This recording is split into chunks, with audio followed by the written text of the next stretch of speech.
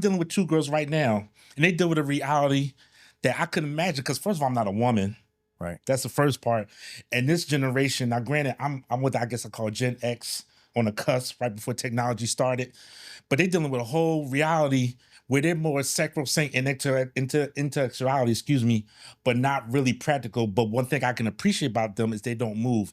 They want to see something in results. And I think this is part of where I think our spirituality needs to go, because guys, like, yeah, we're not dealing with the ethereal, but I'm looking to take you somewhere you haven't done before.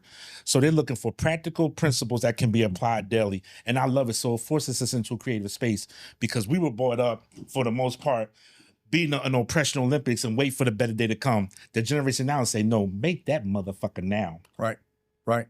So while it sounds harsh, it's imperative on us to do that. It's imperative upon us to do that. Right. And so yeah.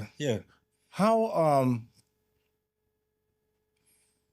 did you and your wife, you guys, what's your business is it purposeful parenting? So it's parenting on purpose. Parenting on purpose. Yes. And so God gave that to my wife. The divine download, as Pastor Cook would say, shout out to Pastor Lakeisha Cook. And I just got to say this because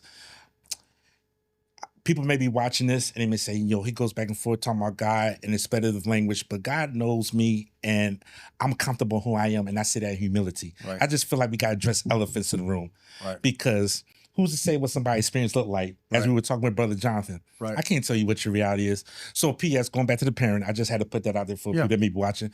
But so what we realized in our work as working with the young men and ladies, we got to deal with the family. It's a whole thing. Or whoever is there, caretaker, guardian, whoever. That's so important. So important. Yes.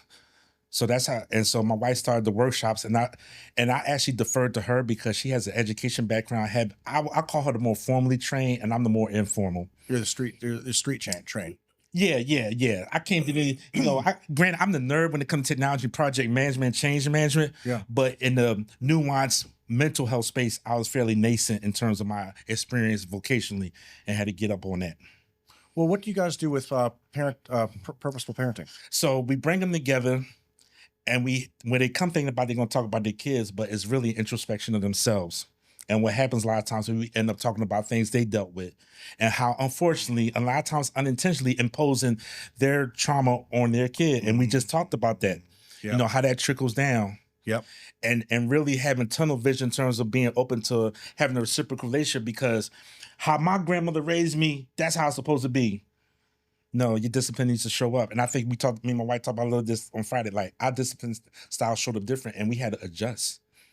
Mine was way more rigid. Right. Hers was more liberal, but neither one was for Journey and Kindle. We had to make a whole new recipe. Can I share something I only realized a couple weeks ago about my childhood and the parenting by my father?